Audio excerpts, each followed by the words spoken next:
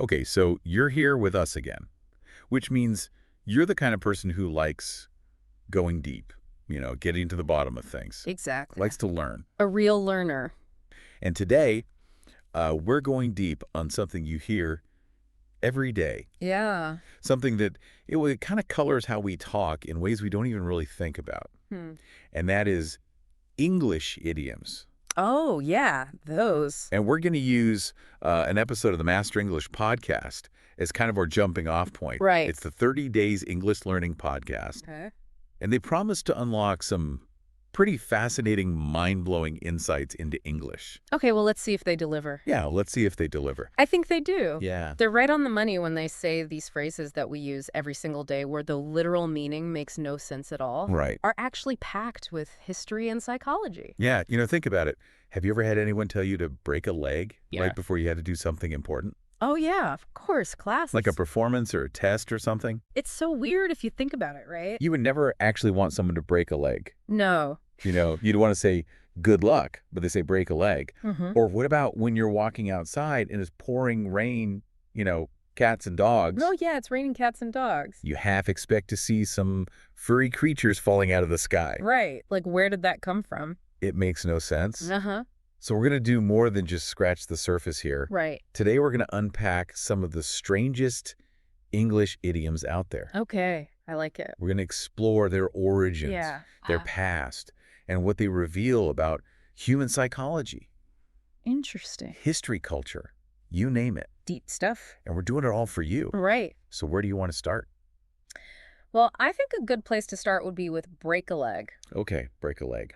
because it's so specific to performance, like we were saying. Yeah. And that contrast between the literal meaning, like actually breaking your leg, Right. and what it's supposed to mean, like good luck, is just so huge. It's jarring, isn't it? It is. So why would you wish an actor harm, right before a performance? Yeah, it's counterintuitive, isn't it? Like you think you'd want them to have a good show. Right. You'd want them to do well, but they say break a leg. Mm-hmm. So what's the story there? So what is the story behind this kind of bizarre blessing? Well, what's really fascinating here is how superstitious the theater world is and has been for a long time. Okay. Like the podcast says, for a long time in the theater, saying good luck was actually considered bad luck. Really? Almost like you were tempting fate, you know? So instead of wishing someone good luck directly, they went the opposite way, Exactly. thinking they could maybe trick the universe into giving them good luck. Right, like reverse psychology or something. Kind of like knocking on wood or Yeah. crossing your fingers. Right. Like superstition. Exactly. It's superstition by wishing for something negative, like breaking a leg. Actors believed that they could prevent the opposite from happening. I see. And I think it's just such a great example of how humans try to control unpredictable situations, Right. even when it doesn't really make any sense, you know? It's illogical, but we do it anyway. We do it anyway, yeah. And it just makes you wonder about all the other weird rituals and stuff that we do, because Yeah. it's going to help us. Yeah. Like step on a crack, break your mother's back, all that stuff. Yeah, exactly. It's so interesting how this kind of this ingrained fear of jinxing things actually shaped our language. Right, it's like built into how we talk. Yeah. So for our listeners out there, the key takeaway is that even a seemingly simple expression can give us a look into really deep psychological stuff. And historical beliefs, it's not just about saying good luck. No, it's about way more than that. It's about how people have tried to control fate and bad luck. Exactly, and how we still kind of do that today. Yeah, and how language reflects that. Yeah, language is amazing when you think about it. So how about we move on from the drama of the stage Right. to the drama of a huge downpour? It's raining cats and dogs. Oh, yeah, that one. I love that one. That one is just delightfully absurd. It is. It's funny to say. It is. It's a funny image to picture. It's pure chaos, like a cartoon. Yeah. So what is the real-world explanation for this downpour of pets? So the podcast gives a pretty vivid origin story that goes back to the 1600s. Okay. Apparently, houses back then often had thatched roofs, Thatched roofs. Okay. which, believe it or not, didn't just provide shelter for the families who lived there, Uh-huh. but also for stray animals like cats and dogs. Oh, so they would get up in the roof? Yeah, they'd be up there trying to get out of the elements. Nice. And during a really heavy rainstorm, Uh-huh. all that water would wash those animals out of their hiding places in the roof. It Oh. would basically flush them out. That's awful. Yeah, it's not a pretty picture, but it does create that image of animals falling from the sky. Yeah, it makes sense in a very strange way. Yeah, it does. And it really is a graphic way to describe a really heavy rain. Right. It's definitely memorable. It's unforgettable. And you know what's interesting is the podcast points out that this isn't a common idiom in other languages. Oh, really? No, for example, in Spanish they say llueve a cántaros, Okay. which means it's raining buckets. Raining buckets. Not as exciting. Not quite as exciting. So it just goes to show you how culturally specific these expressions can be. Right. They're tied to very specific historical and environmental contexts. Yeah. And psychologically, I think these vivid and unexpected visuals tend to stick in our minds. Yeah, like the more bizarre it is, the more likely you are to remember it. Exactly. And raining cats and dogs is definitely memorable. Ah. It creates this bizarre, almost humorous image, even though the reality behind it might have been scary for those animals. Yeah, poor things. Poor things. So let's shift gears a little bit Okay. and talk about something that sounds a little bit more painful. Right. Let's talk about bite the bullet, Okay, bite the bullet. which means to just endure a difficult situation Right. and not show how much you're hurting. Yeah, just power through it. Yeah, just power through it. I like that one. It's a pretty intense image. It is. And the origin is pretty intense, too. Oh, really? Yeah, so the podcast takes us back to the battlefields of the 18th and 19th centuries, Okay. a time when doctors didn't really have good ways to numb pain during surgery. Oh, no, like no anesthesia. Yeah, not like we have today. Ouch. That's a scary thought. Yeah, it is pretty grim. So what do? Just tell people to be brave and tough it out? Well, in a lot of cases, yeah, they didn't have much choice. Wow. But to help soldiers cope with the pain of surgery, they would give them something to bite down on. What, like a piece of wood or something? A bullet. A bullet? Yeah, a lead bullet. Oh, my gosh. It gave them something to focus on, Uh, a way to channel the pain so they wouldn't scream or move during the procedure. wow, that is brutal. It is, yeah. Bite the bullet. That's Yeah. where it comes from.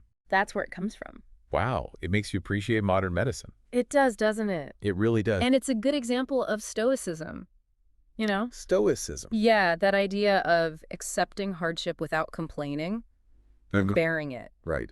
And there's actually research that shows that mentally preparing for tough situations can make us more resilient. So, like, knowing that something bad is going to happen can make it easier to deal with? Yeah, exactly.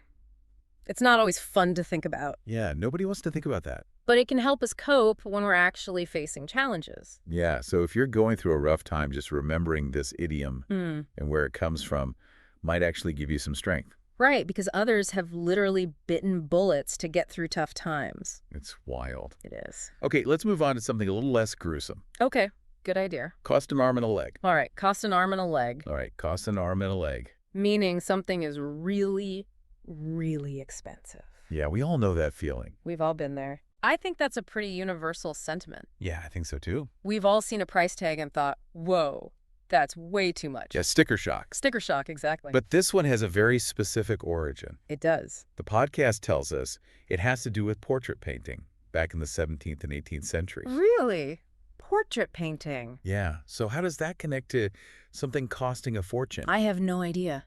Well, apparently the price of a portrait back then depended on how much of the person was actually in the painting. Hmm. So like Head and Shoulders portrait Mm-hmm. would cost less than one that included the arms. Okay. And a full body portrait that showed the legs, Right. that would be the most expensive. So adding the arms and legs literally made the painting cost more. Exactly. And that's where the saying cost arm and leg comes from. I never would have guessed that. It's pretty clever, isn't it? It is. Like you're literally paying for more of the artist's time and skill. Mm-hmm. It makes you think about how we decide what something is worth. Right, and how that changes over time. Yeah, what we think is expensive or valuable. Uh-huh. It's not always about what something is actually worth. No. It's about cultural ideas, you know? Yeah, like trends and fashions. Yeah, or like how much effort went into making something. Right, or how rare it is. Or even just what's considered luxurious. Yeah. It really makes you think about how we price things today, doesn't it? It does. Like, is this thing actually worth this much money? Right. Is it really that special? It's all about perception. Okay, let's move on to one about secrets and furry creatures. Okay.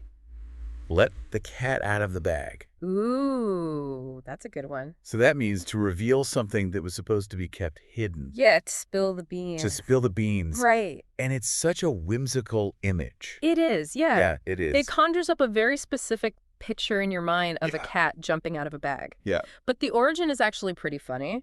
Oh, is it? Yeah, it goes back to the marketplace. And the podcast says that back then, some vendors would try to trick people. Mm-hmm. They would sell these bags and tell people they had piglets in them. Oh, piglets. Yeah, baby pigs. Okay. But they would actually put a cat in the bag instead. Why a cat? Well, because cats were less valuable than pigs. Oh, so it was like a scam. Yeah, exactly, a scam. So if someone opened the bag and let the cat out of the bag, then everyone would know they'd been tricked. Exactly. The jig would be up. That's a great story. It is. It's almost like a cartoon, isn't it? It is. Yeah. And it teaches us a good lesson. Yeah, what's that? Secrets are kind of like those cats in bags. Okay. They rarely stay hidden forever. Yeah. Eventually the truth comes out. The truth will be revealed. One way or another. One way or another. So let's move on from sneaky cats to something a little more obvious. Yeah, like or... giving up, throw in the towel. Oh, yeah, throw in the towel. I like that one. That one means to admit defeat. Right, to surrender. Surrender, yeah. Yeah. And it's a very clear image, you know? Yeah, especially if you've ever seen a boxing match. Yeah, it's like you can see the towel flying through the air. Uh-huh. So how did this idea of a towel become a symbol of giving up? Well, according to the podcast, it comes directly from boxing. Right. When a boxer is getting really badly beaten up, Yeah. and their coach thinks they're in serious danger, Uh-huh. they will literally throw a towel into the ring. To stop the fight. To stop the fight, exactly. So it's like a white flag. Yeah, it's a signal to the referee that they're giving up to protect their fighter. It's a pretty powerful gesture, It is. especially considering it's just a simple towel. It is. It's like admitting that you can't win. Yeah, and it makes you think about the importance of knowing when to quit. Oh, yeah. Sometimes it's better to give up than to keep fighting. Yeah, exactly. And studies have shown that being able to walk away from a situation that's not working out Right. can actually be a sign of intelligence and strategic thinking. It's not always about never giving up. No. Sometimes it's about knowing when to change your approach. Right. Or when the risks outweigh the potential rewards. Yeah, so sometimes throwing in the towel is actually the best thing you can do. Yeah, it can be. Okay, last but not least, let's talk about a more sensitive idiom. Okay. Kick the bucket, All right, kick the bucket. which is a way of saying that someone has died. Yeah, it's a euphemism, right? It's kind of a blunt meaning, Yeah, for sure. wrapped up in this indirect phrase. Uh-huh. So where does that come from? Well, the podcast actually gives a couple of possible origins, both kind of grim. Oh, no. Yeah, one theory connects it to the way animals were slaughtered. Okay. Sometimes they would stand on a bucket before they were killed, Hmm. and then kick the bucket would refer to their final spasms. That's pretty dark. It is. What's the other possibility? The other possibility is even darker. Okay. It goes back to the 16th century and relates to suicide. Suicide. Yeah. People would stand on a bucket with a noose around their neck, Oh, my gosh. and then they would kick the bucket away to end their life. Wow. Yeah. Both of those are pretty intense origins. They are, and it just shows how language can be used to deal with sensitive topics, Right. like death, which can be uncomfortable to talk about directly. Yeah, it's like we use these softer, more indirect phrases. Yes, exactly. Euphemisms. Euphemisms to make it easier to talk about. To take the sting out of it a little bit. Yeah, so we've really taken a journey here today, haven't we? We have. From the superstitions of the theater with break a leg Yeah. to the stormy imagery of raining cats and dogs, Mm-hmm. the battlefield origins of bite the bullet, That one was rough. the marketplace scam of let the cat out of the bag, the boxing surrender of throw in the towel, Right. and the euphemism of kick the bucket. It's amazing how much history and meaning is packed into these phrases. Yeah, they're not just quirky sayings. No. They offer a glimpse into our past, our psychology, our culture. They really do. It's like they're little linguistic fossils, preserving pieces of old beliefs, practices, ways of thinking.